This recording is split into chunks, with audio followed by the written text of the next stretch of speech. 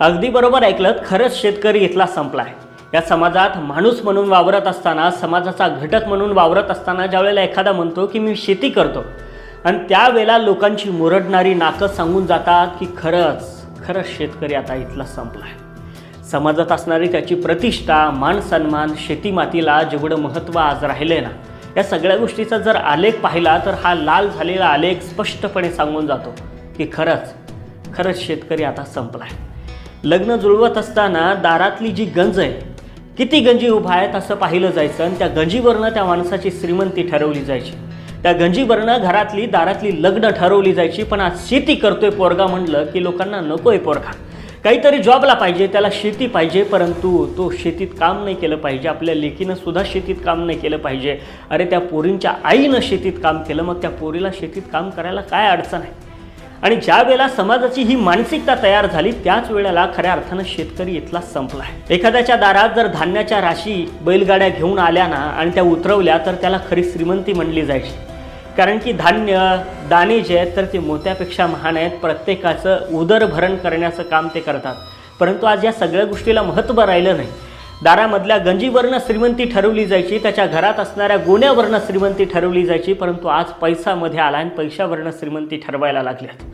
तो उभ्या जगाला जगवण्याचं काम करतो. साध्या पत्र्याच्या घरात राहतो, कुडाच्या घरात राहतो, परंतु खरा आनंद मात्र त्याच्या घरात पाहायला मिळतो. आणि ह्या आनंदाच्या व्याख्या बदलल्यात, श्रीमंतीच्या व्याख्या बदलल्यात आणि ह्या व्याख्या ज्या दिवशी बदलल्या त्याच दिवशी खऱ्या अर्थानं शेतकरी संपलाय.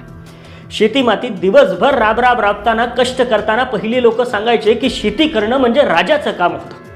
आणि खऱ्या अर्थाने हे राजाचं काम त्यांनी जगलं, त्यांनी अनुभवलं आणि ती पुढच्या पिढीला दिलं सुद्धा. तितक्याच तत्परतेनं दिलं. लहान पोराला त्यांनी शेती करायला शिकवलं सुद्धा. पण आज इथला शेतकरी बाप ज्या वेळेला त्याच्या पोराला जवळ घेऊन सांगतो की पोरा चपरासी झाला तरी चालत, पण शेतकरी होऊ नको ना.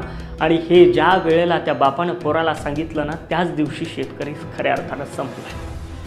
या शेतीमातीची जी धोरणं आहेत, शेतीमातीतल्या ज्या योजना आहेत ह्या एसीत बसून ठरवल्या जातात. उन्हातानामध्ये काम करताना, काबाड कष्ट करताना त्याचा घाम अजिबात पेपरवरती या लोकांना दिसत नाही. एसीमध्ये बसून त्याची धोरणं ठरवली जातात आणि ही धोरणं एसीमध्ये ज्या दिवशी ठरवली गेलीत ना त्याच दिवशीपासून खऱ्या अर्थानं शेतकरी संपला गेला. इथल्या राजकारणी नेते लोक शेतकऱ्याचा फक्त मतदानासाठी वापर करून घ्यायला लागलेत. मतं पडली काही घेणं देणं नाही. त्याच्या बांधावरती फक्त मतं मिळवण्यासाठी ही लोक यायला लागली आहेत. खऱ्या अर्थानं शेतकऱ्याला समृद्ध कुणालाच करायचं नाही. कोणत्याच पक्षाला किंवा कोणत्याच नेत्याला शेतकऱ्याचं घेणं देणं राहिलेलं नाही. आणि हे ज्या दिवशीपासून अशी मानसिकता नेत्यांची झाली आहे त्याच दिवशी खऱ्या अर्थानं शेतकरी संपला आहे. पण एवढं सगळं जरी असलं तरी सुद्धा मागच्या पिढीनं आम्हाला दिलेला जो वारसा आहे, वसा आहे की पुढच्या पिढीला जगवायचं, त्यांच्या पोटापाण्याची व्यवस्था करायची, हा वसा अजूनही आमच्या शेतकऱ्यांना टाकला नाही. शेवटच्या श्वासापर्यंत हा वसा आमचा शेतकरी जपणार आहे, जगणार आहे आणि तो जपतच राहणार आहे.